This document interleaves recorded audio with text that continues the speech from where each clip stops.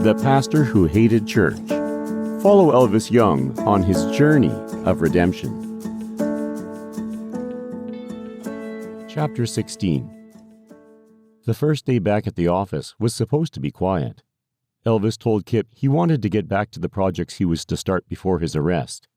His first clue that something was amiss were the 20 TV trucks in the parking lot. He hadn't even pulled into his spot before he was barraged by flashbulbs and shouting reporters. It was all he could do to open his car door. Elvis forced his way through the crowd. The jostling brood of reporters occasionally jabbed him in the ribs, causing a flash of pain throughout his body. He was happy just to reach the building. Once inside, Sylvia smiled and waved as she spoke on the phone. She reached out and handed him a note. "Welcome back. Kip wants to see you in his office right away." Kip and his lawyer met Elvis in the hallway. It dawned on Elvis he still didn't know the lawyer's name. "How are you feeling?" asked Kip. "Better." "That's great. You can take questions then," said the lawyer. "The police and the media are both eager to hear your side of the story." "Great. Can I go to my office first?" asked Elvis. "We really need you to take care of this now. The sooner we move on this, the better," said Kip. He looked up and down the hall, then motioned with his head. "Come here." The three of them went into Kip's office and closed the door. "Before you go in front of the media, well, you need to prepare yourself," said Kip. That filled Elvis with dread. "What I mean is, you need to present yourself in a manner befitting a public personality." "I don't follow," said Elvis. "You need to look successful," said Kip. "Rich," said the lawyer. "This is about what we're telling people about our faith. We have to show the public that our faith has a positive impact on our lives," explained Kip. "I'm sorry, I still don't understand," said Elvis. "Part of what we're doing right now is presenting the idea that, well, our faith impacts even our worldly being," said Kip. "Are you saying we need to look wealthy to impress the public?" asked Elvis. "Well, yeah. It connotes blessing. You have to admit this whole thing is a blessing," said Kip. "I guess one man's blessing is another man's punctured internal organs," quipped Elvis. "I'm not sure about that, but I know that the police are eager to settle. Your testimony should seal the deal," stated the lawyer. Elvis stared blankly at the wall in resignation.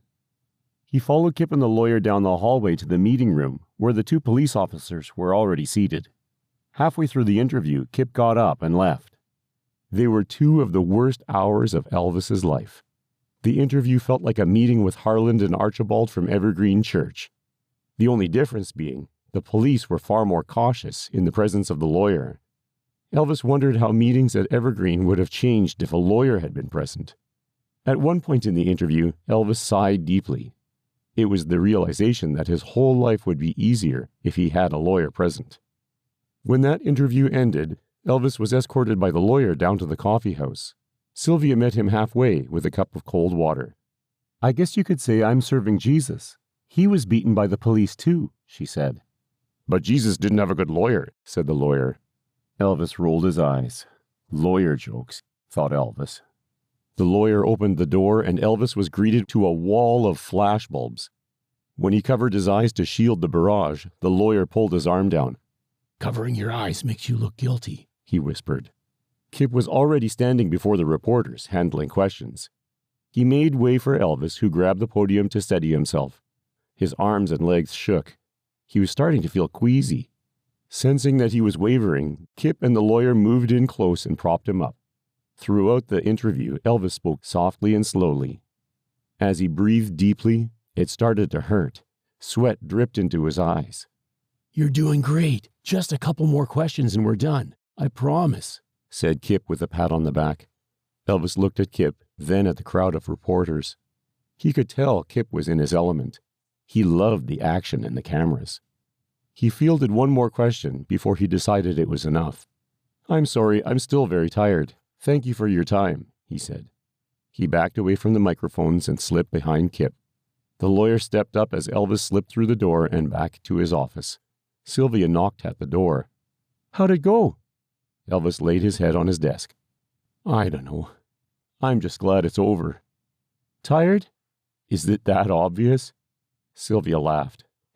"If you like, I can grab you a muffin." Actually, that'd be great. I'm starving.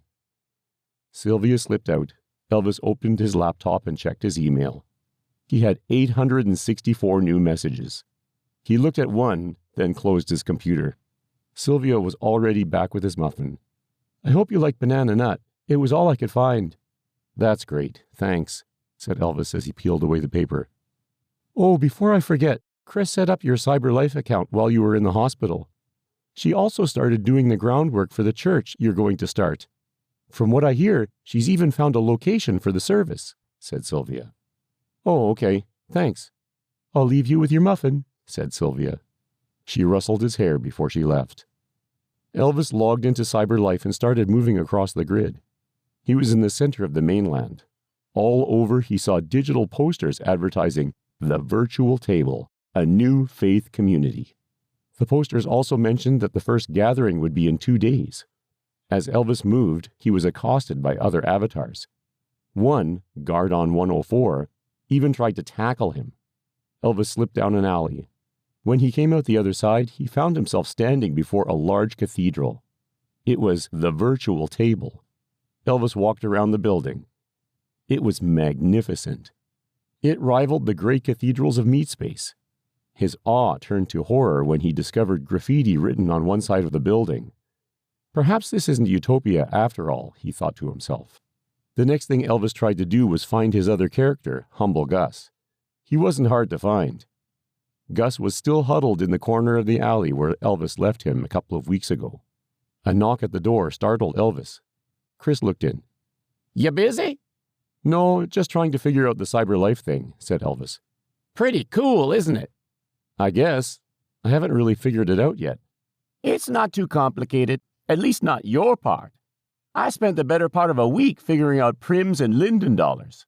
Prims are the objects you see around you, like the virtual table. Did you find it? It's the cathedral. It took 3 whole days to finish. I can't tell you how frustrating that was. I was just there. Out of curiosity, why something so traditional? So you get the irony. In the real world, we want to be non-traditional. In CyberLife, it's non-traditional to be traditional. I love it. I should let you know it's been tagged with graffiti. What the? That just... She shook her head in disgust. I hate that. You know, they build a world that's supposed to be a utopia, but you know, people just mess it up. I can't believe it. I'm sorry. Can you clean it up somehow, virtually scrubbing it with something? I don't know how it works. Yeah, but it's a pain. It's the 3rd time it's happened. Anyway, did you see the posters? Just 2 days until the big day. Are you ready, Elvis? No, but since you bring it up, what about music? Are we going to have music? I've got it covered. All you have to do is show up and speak. Do your thing. Without warning, Nick burst into Elvis's office. Are you on YouTube? You gotta see this. Nick snatched the computer from Elvis and brought up the site. Then he typed in something the other two couldn't see, then gave the computer back to Elvis. That's our video, said Elvis. Duh, said Nick.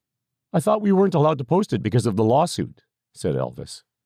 It's been settled. We won, and the charges were dropped by the police, said Chris. What'd we win? I can't say. A gag order's been placed on it, explained Chris. Wasn't I involved in the lawsuit? I have a right to know, said Elvis emphatically. Actually, we're not part of the lawsuit. It was Kip's, so you'd have to ask him, said Chris. Look at the views. That's over 500,000 views in less than 24 hours. It's incredible. Nick's enthusiasm was overwhelming. Look at the number of likes. I can't believe it, said Elvis. Chris slowly moved toward the door. The video looks great. You've done an amazing job, Nick, said Elvis. Nick brushed at his shirt.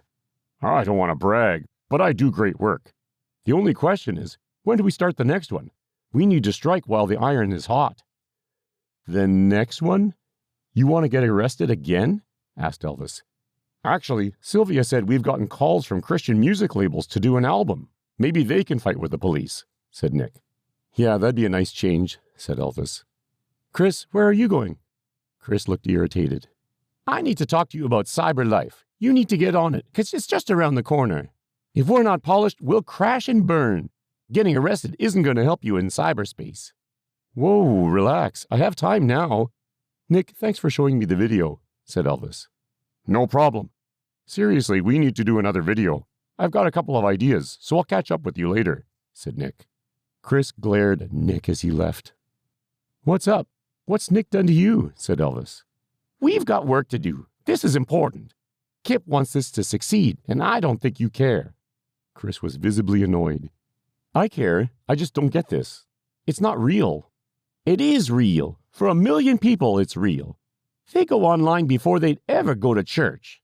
We have a chance to reach out to those people. You never know who might be there. It's amazing to think, said Chris. So why don't you do it? It doesn't matter who's doing it from MeatSpace. Chris reached out a hand and smacked Elvis on the forehead. You're the theologian. I can't fake that. You have to say something that reaches a bunch of people who, for whatever reason, feel the need to escape MeatSpace for a while. What you say is really important. If you say the wrong thing, then you lose them. But if you say the right thing, you can be the guy. Elvis looked confused. I'm sorry, the guy? Yeah, the guy who becomes a spiritual leader of the virtual world. I mean, think about it. You could be the pastor of over 1 million people. That's what it means to be the minister of digital ministries. Thanks for the job description. His tone dripped with sarcasm. Chris crossed her arms in disgust. You know, you were a lot more charming on our date. Of course. The less you know of me, the more charming I am, said Elvis with a smile. I'll work on the message right now. I promise I won't let you down. I promise. Elvis crossed his heart. Chris gave Elvis a playful look. Since you crossed your heart, I'll let you off. But do a good job. Yes, Mom. Chris pointed at Elvis. You're not allowed to call me that. Thank you for listening to The Pastor Who Hated Church, written by Timothy G.A. Cooper, narrated by Greg Cooper. Tune in next week to hear the next chapter in Elvis Jung's Tale of Redemption.